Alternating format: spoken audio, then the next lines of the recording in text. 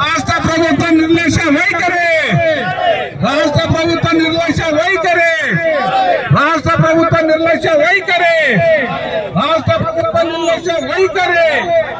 జై జవాన్, జై జవాన్.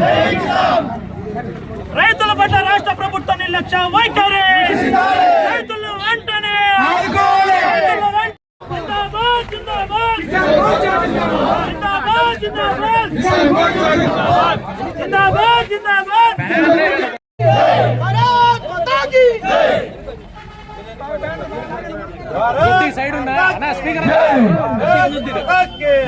రైతు సమస్యలు వెంటనే, సమస్యలు వెంటనే నిర్లక్ష్య వైఖరి.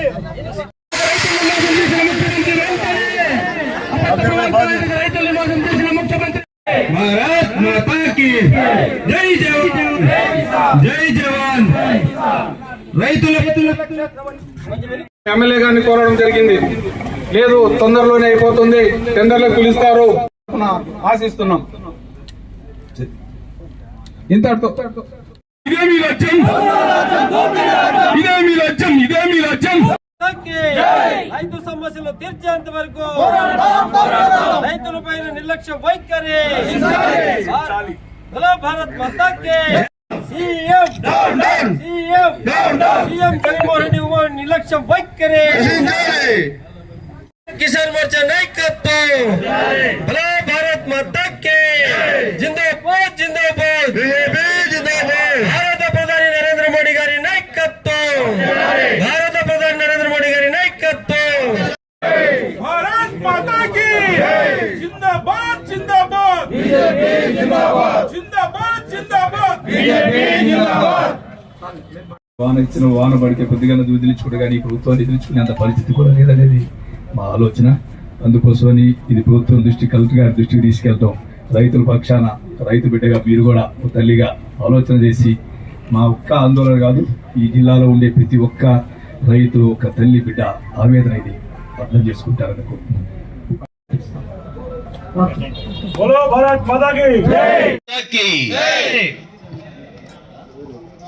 పెద్దలందరికీ నమస్కారం. రాష్ట్ర అధ్యక్షులు అతిథిగా వచ్చిన శ్రీ కుమారస్వామి గారికి నమస్కారం. ముఖ్యంగా భారతీయ జనతా పార్టీ వాస్తవమైన అభివృద్ధి చేస్తుంది అనేటువంటి ఒక్క విషయాన్ని మాత్రమే నేను ప్రస్తావించాలనుకుంటున్నాను. మామూలుగా వాస్తవ అభివృద్ధి మనం అర్థం చేసుకోవాలంటే, మొన్న ఒక రచ్చబండ మీద నేను కూడా సరదాగా కూర్చున్నా. ఒకతను అన్నాడు, మాకు ఈ 5 ఏళ్లలో 1,00,000 రూపాయలు వచ్చిందండి అన్నాడు. అది కేంద్ర ప్రభుత్వ పథకాలు కానీ రాష్ట్ర ప్రభుత్వ పథకాలు కానీ 1,00,000 రూపాయలు మా ఇంటికి వచ్చింది అన్నాడు. 1,00,000 రూపాయలు 5 సంవత్సరాలకి డివైడ్ చేస్తే ఎంత వస్తుంది, నెలకు డివైడ్ చేస్తే ఎంత వస్తుందంటే, సరిగ్గా లెక్కేసుకుంటే ఒక్కొక్క ఈ కుటుంబానికి ఒక 3,000 నుంచి 4,000 వస్తుంది. నేను అతను అడిగిన, నువ్వు ఏం చేస్తున్నావా అని. నేను కౌలుకు తీసుకున్నాను సార్, ఒక 7 ఎకరాల పొలము, ఆ రైతులు వాళ్ళు చేయలేక నాకు పొలం ఇచ్చారు అన్నారు. పొలంలో ఏమేమి పెట్టామన్నాం. పొలంలో అన్నీ పెట్టాం సార్, కాకపోతే ఏమవుతుందంటే సరిగ్గా కాలువ నీళ్లు సరిగ్గా వస్తాయనుకున్న రోజు రాకపోయే వాళ్ళకి పొట్ట మీద ఉండేటువంటి వరి మొత్తం పోయింది. నేను పెట్టిండే పెట్టుబడి కూడా పోయింది. ఎంత పెట్టుబడి పోయిందంటే 7 ఎకరాలకు గాను దాదాపుగా 2,00,000 రూపాయల దాకా పెట్టుబడి నాకు పోయింది సార్ అన్నాడు. అంటే ఒకవైపు నువ్వు ఇచ్చేది కాదు, ఆ వ్యక్తుల మీద రైతులని సక్రమంగా వాళ్లకు నీళ్లు అందించి, కరెంటు అందించి, సమయానికి ఎరువులు అందించాల్సిందేటువంటి బాధ్యతని మాత్రమే ప్రభుత్వాలు చేయాలి. అవి చేస్తే నువ్విచ్చేటువంటి ముష్టి కోసం ఏ రైతు కూడా ఇక్కడ ఉండడు అనేటువంటి విషయాన్ని ప్రభుత్వాలు గుర్తించాల్సినటువంటి అవసరం ఉంది. అందుకే నరేంద్ర మోడీ గారు పథకాన్ని ఇస్తూ రైతులకి ఆయనకు ఉండేటువంటి టోటల్ మెజారిటీ ఉంది కాబట్టి ఇది మోడీ గారి పథకం పేరు మీద మోడీ పథకం పెట్టొచ్చు, ఎవరు అడ్డం చెప్పరు. వాజ్పేయి గారి పథకం పెట్టొచ్చు, ఎవరు అడ్డం చెప్పరు. అద్వానీ గారి పథకం పేరు పెట్టొచ్చు, ఎవరు అడ్డం చెప్పరు. కానీ ఆయన పెట్టిండేది ఏంటంటే కిసాన్ సమ్మాన్ నిధి. ఇక్కడ ఇస్తున్నటువంటి డబ్బు ఎవరి అబ్బ సొత్తు కాదు, ప్రజల యొక్క సొత్తు ప్రజలకి పంచడమే. ప్రజల యొక్క సొత్తు మాత్రమే రైతులకు ఇస్తున్నాం. రైతు పండించేటువంటి పంటని ఎగుమతి చేయడం ద్వారా దేశానికి విదేశీ మారక ద్రవ్యం తీసుకొస్తున్నాం. కాబట్టి కిసాన్ సమ్మాన్ నిధి అంటే కిసాన్ కి గౌరవంగా ఇచ్చే నది అని చెప్పిండే దమ్మున్న నాయకుడు, దమ్మున్న పార్టీ భారతీయ జనతా పార్టీ నరేంద్ర మోడీ గారు అని మనం సగర్వంగా కూడా చెప్పుకోవాలి. అత్త సొమ్ము అల్లుడు దానం చేసినట్లుగా ఆ పేర్లు పెట్టుకుంటే అంతకన్నా నీచం ఎక్కడైనా ఉంటుందా? మామూలుగా కూడా చనిపోయిన తర్వాత పేర్లు పెడుతూ ఉంటారు. వీళ్ళు బతికుండగానే శవాల్లాగా మారిపోయిందేటువంటి పరిస్థితి కింద వాళ్ళ పేర్లు పెట్టుకుంటున్నారు. అప్పుడు చంద్రన్న, ఇప్పుడు జగనన్న. ఏమి మీ యొక్క సొంత ఆస్తి ఏమన్నా ఇస్తున్నారా? అప్పులు తెచ్చి ఇస్తున్నారు. అది కూడా ఏమి మీ ఆస్తులు తాకట్టు పెట్టి కాదు, ప్రజల ఆస్తులు తాకట్టు పెట్టి అప్పు తెస్తున్నారు. నేను మామూలుగా చెప్తుంటా, ఈ పథకాలన్నీ చేయడానికంటే ఒక ఇంటర్మీడియట్ చదువుండే కంప్యూటర్ నాలెడ్జ్ ఉండేటువంటి ఒక్కడైతే చాలు. నువ్వేం అవసరం లేదు జగన్ రెడ్డి లేకపోతే చంద్రబాబు నాయుడు. బ్యాంకు లేకపోయి అప్పులు తీసుకురావడం, ఆ బ్యాంక్ అకౌంట్ లో జమ పడుతుంది, ఈ లిస్టు మొత్తం అంతా ఉంటుంది. ఒకసారి బటన్ నొక్కామంటే ఆ లిస్టు ప్రకారం ఎవరెవరికి పోలా అంత పోతుంది. వాళ్ళ మీద అప్పు చేసి ఇవ్వడం కాదు, ఈ రాష్ట్రంలో అభివృద్ధి చేసి, ఈ రాష్ట్రంలో అనేక రైతులకు ఇవ్వాల్సిందేటువంటి పథకాలు ఇచ్చి, డ్రిప్ ఇరిగేషన్ కి ఆ రోజు కేంద్ర ప్రభుత్వం ఇస్తామన్నా కూడా నువ్వు ఇచ్చే 10% ఇవ్వలేక డ్రిప్ ఇరిగేషన్ ఇవ్వలేదు. ఈ రోజు కేంద్ర ప్రభుత్వ పథకాలు తప్ప రాష్ట్ర ప్రభుత్వం ఏమీ చేయలేదని రైతులు ప్రజలు గుర్తిస్తున్నారు, విశ్వసిస్తున్నారు. రాబోయేటువంటి దాంట్లో అత్యధికంగా ఎంపీలను, అత్యధికంగా ఎమ్మెల్యేని కూడా గెలిపించినప్పుడు మాత్రమే ఈ దేశం బాగుంటుంది, రైతులు బాగుంటుంది. ఒకే ఒక్క మాట చెప్పి నేను విరమిస్తాను. జగన్ గారికి ఏమాత్రమైనా కొంచెమైనా ఆలోచన ఉంటే వాళ్ళ నాన్నగారు జలయజ్ఞం పేరుతో చేశారు. సంతోషం. ఆ రోజు భారతీయ జనతా పార్టీ మేము ఉన్నప్పుడు కూడా అయ్యా రాజశేఖర రెడ్డి గారు రాయలసీమ ప్రాంతానికి నీళ్లు ఇవ్వడానికి ప్రాజెక్టులు చేస్తున్నారు.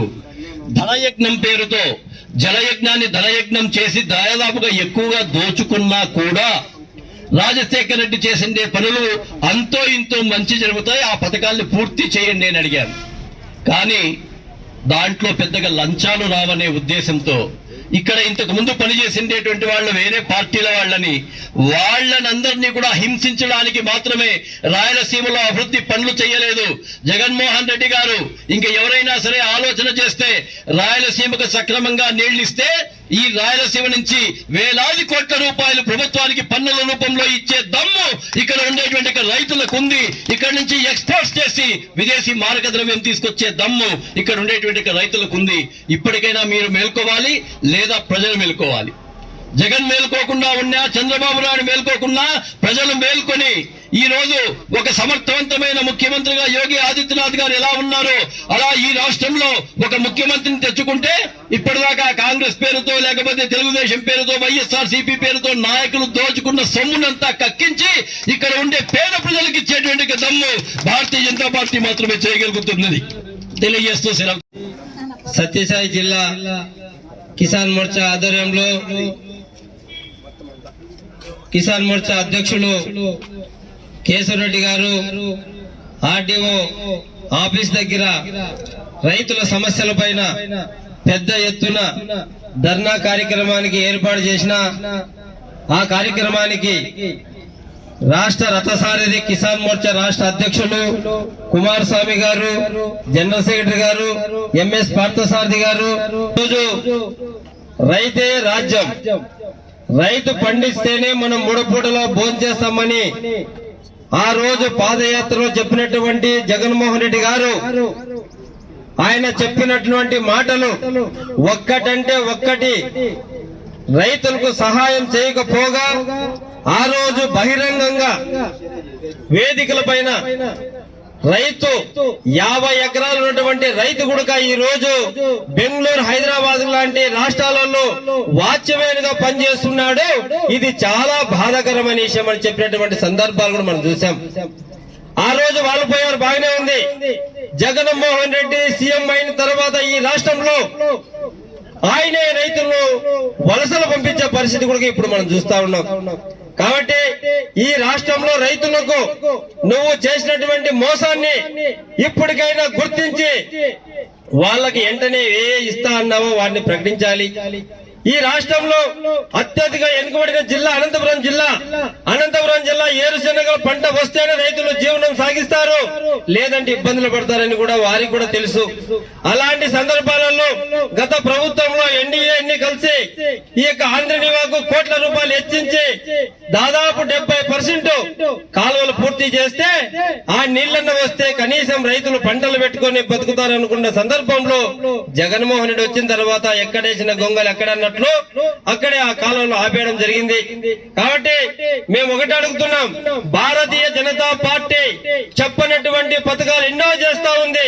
ఒకటి కాదు, రెండు కాదు, ఏ పథకం పెట్టినా కూడా మేము పేరు పెట్టుకోవడం లేదు. జగన్మోహన్ రెడ్డి ఏ పథకం పెట్టు, జగనన్న భరోసా, రైతు భరోసా, ఆ భరోసా ఏ చెప్పినా ఆయన పేరు చెప్తాడు. కానీ భారత ప్రధాని నరేంద్ర మోడీ గారు ఒక్కటి కూడా చెప్పలేదు. కిసాన్ సమ్మాన్ అని చెప్పేసి ప్రతి రైతు కూడా 6,000 రూపాయలు డైరెక్ట్ గా వాళ్ళ అకౌంట్ వేయడం జరుగుతా ఉంది. రైతులకు వేలాది రూపాయలు ఖర్చు పెట్టి, 1,000 రూపాయలు ఖర్చు పెట్టి కొనేటువంటి యూరియాను కూడా 100లో వచ్చేదానికి మన ప్రధానమంత్రి గారు సబ్సిడీ కింద ఇస్తున్నారు.